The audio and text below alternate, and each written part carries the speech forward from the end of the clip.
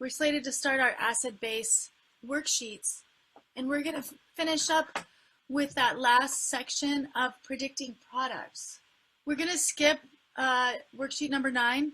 Our flow takes us right into the number 10. 8 was chemical reactions. 9 is gas laws. We're just going to skip that and omit that from our quarter. Number 10, acids, bases, and buffers. I think we're also inserting number 12. So we're going to talk about equilibrium as that relates to our acid, bases, and buffers. It's a really good interweaving of the content. And come back to stoichiometry at the end. We have been working on many of the factors that you need in stoichiometry, and we did a lot of work with the lab yesterday.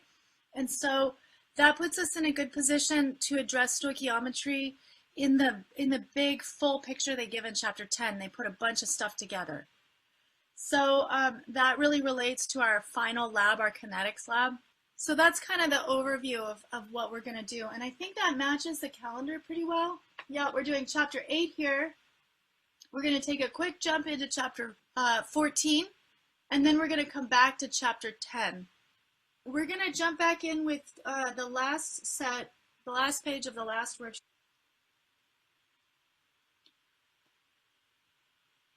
So we had done this balancing and classifying reactions. And down here, you might want to classify it so you know how to predict the products. So in this one, we're going to write the formula for the products. We're going to look on the solubility rules to see if there's anything that's solid or aqueous. I made a change. So I think we're going to say all of these will react. Okay, so predicting products, forming neutral compounds, and balancing.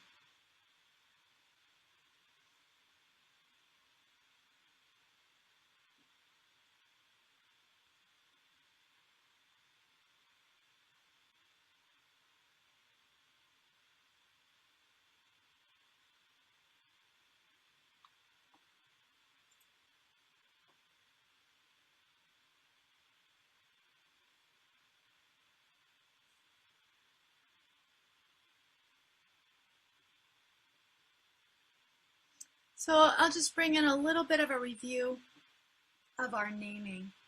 That is acetic acid, and it has the anion acetate.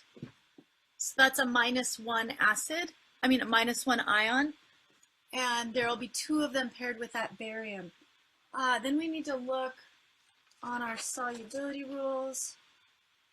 Rule number 2 on here includes acetate. So this is aqueous.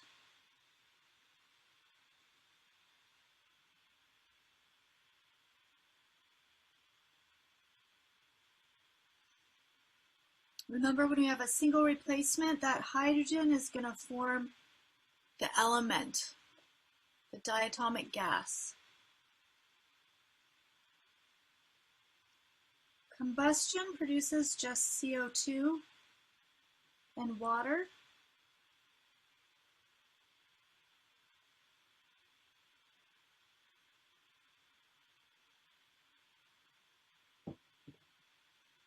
Now this nitric acid combined with sodium hydrogen carbonate, if we do a double replacement, we might expect H2CO3.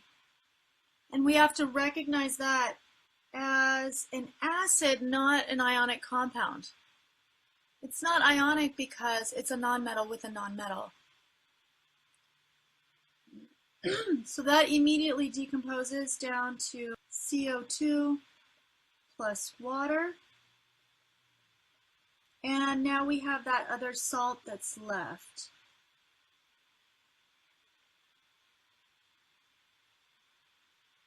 So is that combustion? No, this is a neutralization gas evolution, which I was looking, I don't know if you noticed, but I scrolled up to look and see if it comes in here. I guess it would be here, but it's also a decomposition. And so I'm not seeing how that's neatly categorized for us.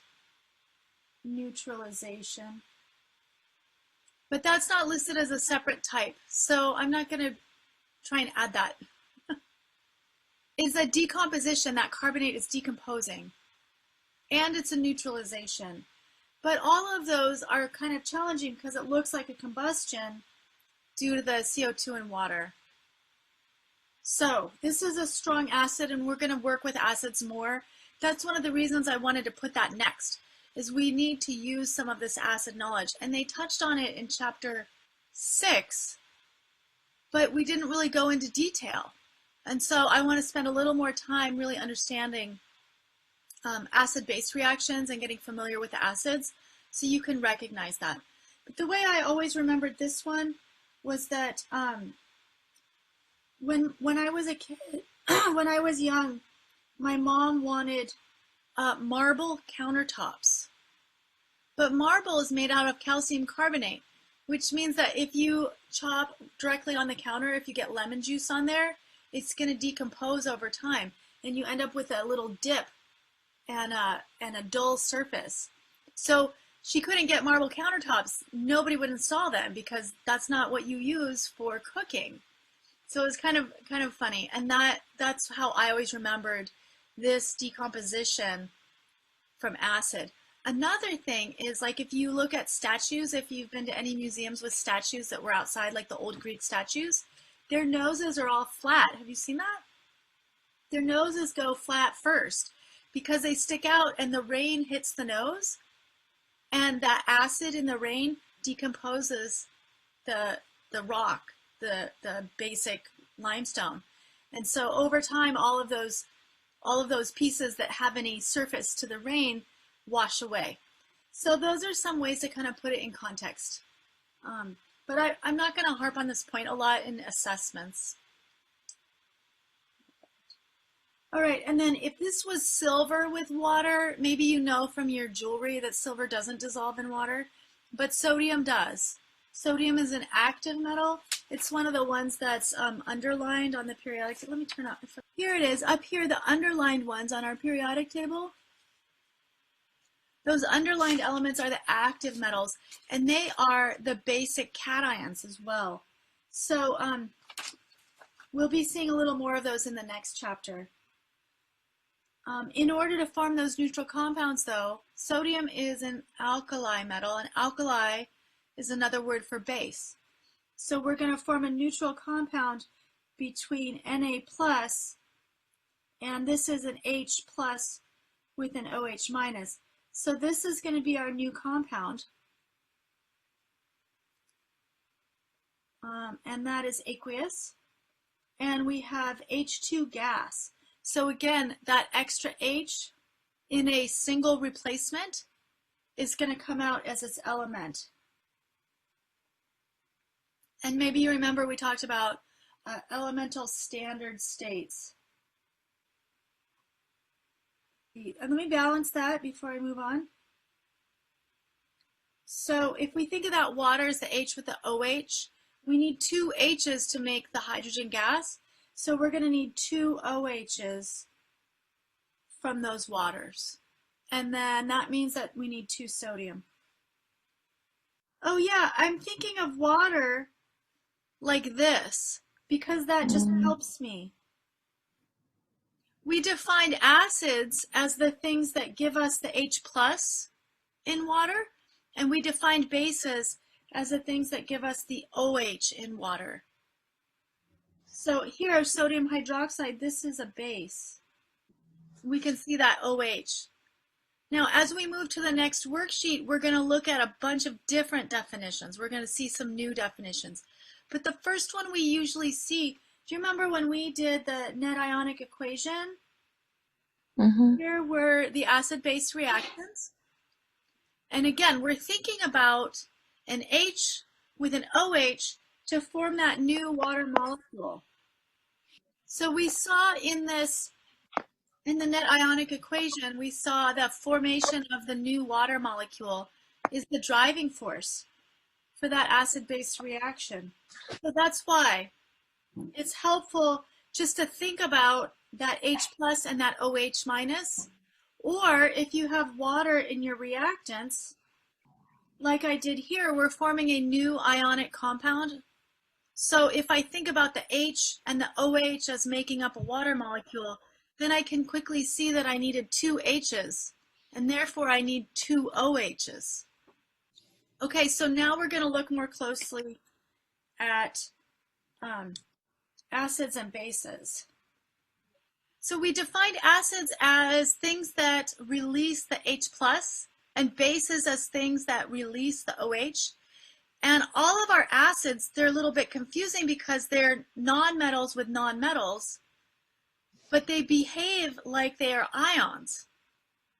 So they're kind of in the middle. They're not ionic compounds, but they break into ions in a way that is unusual for molecules. So we're going to look at ionic compounds to see how they're similar to acids and how we write them similarly. And one of the ways that we can tell how many ions are in solution is by looking at how much electricity can pass through that solution. So when we talked about ionic compounds that dissolve in water, such as sodium chloride, our regular table salt, we take our solid crystal, and when we write it as aqueous, if I write NaCl aqueous in our total ionic equation, what I really mean is this. Those ions float around independently. So if I have a salt that dissolves in water, such as ammonium phosphate, so just a reminder about naming, ammonium phosphate, that is going to release into 3 ammoniums and 1 phosphate. So this is a total of 4 ions. And those ions in solution can carry the charge. They allow the flow of electricity. So the same thing happens with acids. And that's where we get these technical terms. We get strong and weak. So strong means, like these ones up here, strong means 100% 2 ions. So one-way arrow. Now weak acids stay together as a molecule. So we'll come back to that and talk about that a little bit more. So let's take a look at a strong electrolyte. So this could be an acid or it could be an ionic compound. And we'll also keep in mind when we write H plus aqueous, we're just being a little bit lazy. We're not showing the water molecule because when it's in water, it's going to join with the water. So these are basically the same. We use those interchangeably. So when we look at something like HCl, and it's in solution, what we really have is H plus Cl minus. And you can see that here in the diagram, they've shown H3O plus. And so all of the HCl turns into the ions. So 100% breaks apart. Now when we look at something that is weak, it does not break up completely. So if you look at this picture, we have 1, 2, 3, 4, 5. So let me write it here, CH3, COOH, and that is dissolved. It is aqueous, but it's a neutral molecule. So we have 5 of those, and then we have H plus CH3COO minus. We have 1 of these and 1 of these. So the way we represent that in our equation is going to be with a 2-way arrow. So weak means everything is in there at once. So all species in the beaker at once. Everything's in there. When we look at this, the picture shows 5 to 1, but for acetic acid, it's more like 10,000 stay together for every one that splits apart. So our arrows kind of look more like this. A big arrow going back to the neutral acid, and a small arrow going to the split ions. So that's what it means to be a weak acid or a weak electrolyte. Only a few charged particles are in solution. So it's enough to see the light bulb burn to light up, but it doesn't light up as brightly as a strong electrolyte. Okay. Also, if you think about if acetic acid is mostly present as a neutral molecule, and there's only one that splits apart for every 10,000, how can that pass the electricity? Well, think about Avogadro's number. Think about how many molecules are in there. If we have a mole of acetic acid, there are a lot of charged particles. There's more neutral particles, but there are still enough charged particles that electricity can flow. And so that's why I like to start by saying everything in the reaction is all in there. It's not one way where you burn it and it's gone and we made something new. This is a different kind of reaction where everything is present at once. It's just in a balance. Okay, so we'll look more at that. But what we need to take away from here is that strong has this kind of arrow and weak has this kind of arrow, whether it's an acid or a salt.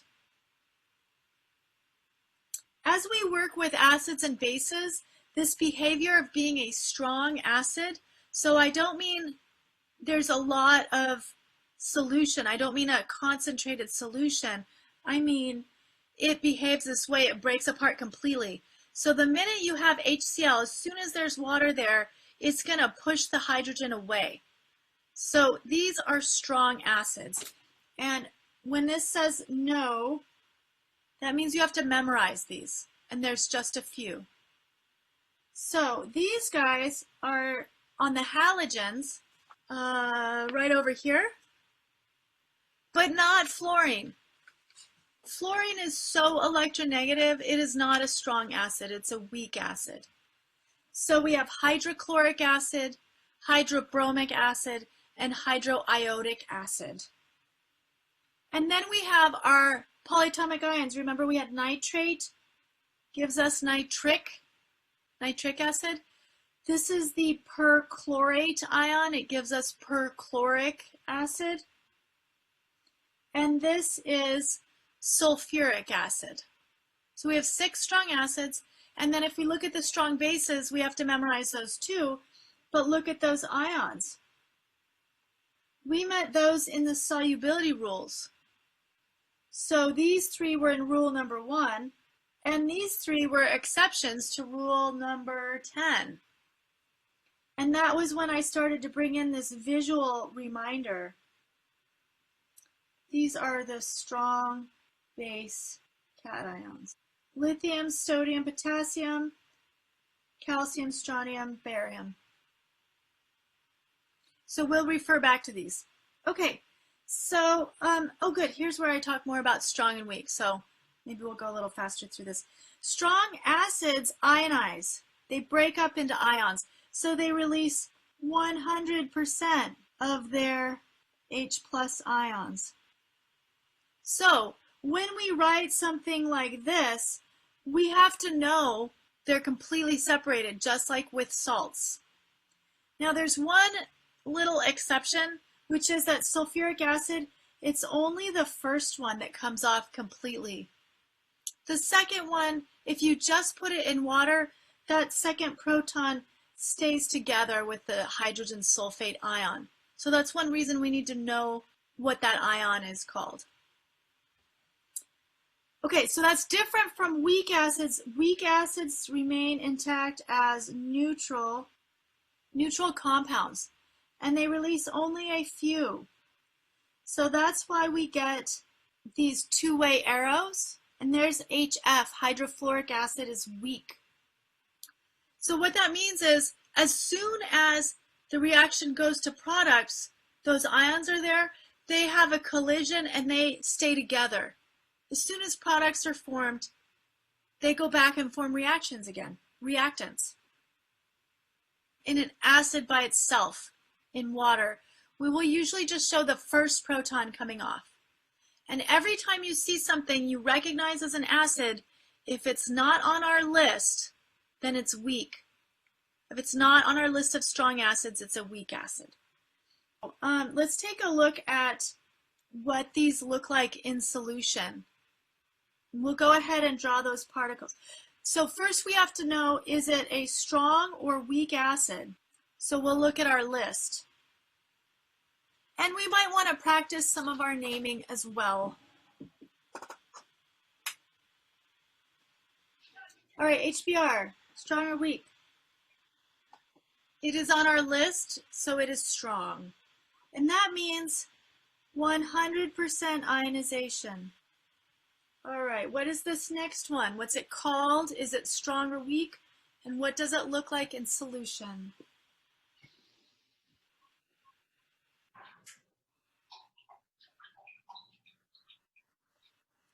This one is nitrous acid. This is weak. The strong one is HNO3, nitric acid. This is weak. That means that there's mostly molecular acid. It's mostly neutral molecule, and there is some that splits apart. Okay, what about this one? What is this? Yeah, thank you, acetic acid. And this is the active ingredient in vinegar. So very familiar. And this also has the CH3COOH. That COOH group is a very common weak acid group in biology. So you'll see these all over. All right, this is a weak acid. So most of it will stay together as a neutral molecule, but some small amount will form the ions. Now I just drew the structure up at the top, and the generic name for that group is a carboxylic acid. So you will see in biology and in other areas that carboxylic acid group is very common. For example, citric acid has 3 of them. This one is perchloric acid, and it is strong. That's on our list. So there's no neutral molecules in there. It's 100% ions. Sulfuric is strong, so we will have H plus and HSO4 minus. So strong is a technical term, and it means 100% ionization. If it's not 100% ionized, then it's weak. Weak acids can still be very hazardous. For example, HF, you may have seen this. I don't know if you still see, like in a street fair or amusement park, they'll have glass etching and you can get your name etched on a mirror or a cup or something. They will use HF for that etching. And also, if you watched Breaking Bad, do you remember when the bathtub fell through the ceiling? He said, don't put that in the bathtub. And then Jesse put it in the bathtub anyway, and it ate through, anyway. So he said, put it in rubber. It needs to be stored in rubber. That was hydrofluoric acid. Hydrofluoric acid can be very toxic. It can kill people. Even though it's a weak acid, it can go through the skin. Just like a burn, it replaces the calcium in your bones with fluoride. And if you have a certain percent coverage, you will die slowly and painfully. So they're still very toxic. They can be very harmful, even though they're not 100% ionization. So just because it's a weak acid doesn't mean it's less dangerous. All right, now we're going to talk about a new definition of acids and bases, and this is the most useful one. This is the Bronsted-Lowry definition, where we're going to consider an acid is something that gives that hydrogen. So that seems very similar to the Arrhenius definition, but the definition of a base is different. For a base, we're gonna define it as something that accepts the proton. So now we're looking at a transfer of protons. We're not looking at 2 things coming together to form the water molecule. That can still happen, but we're going to have a more general definition that involves one thing accepting a proton and one thing donating the proton. So more like a tennis match. Where's the ball? Where's the proton? Who gets it? Who wants it? So when we look at it that way, we're going to label our reactants as an acid and a base. And then we're going to look on the product side and label a conjugate acid of that base and a conjugate base of that acid. Because once they've transferred the protons, they kind of switch roles. So here we'll take a look at ammonia and water. And our products show ammonium and hydroxide. So these two differ by just a proton. The ammonia accepted a proton, and now the ammonia has that extra proton. Water donated the proton, and we can tell because that proton is gone from here. So if you just look at the product side, then it looks like this is now the acid, and this is now the base.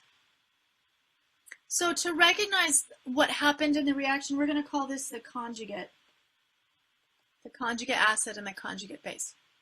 Okay, so we'll talk about this a bit more. The conjugate acid-base pairs differ by just one proton. And we can use that to predict what's going to happen in the reaction. So we'll write our generalized equation where HA is our acid. You see it's got the H to give and then A for acid.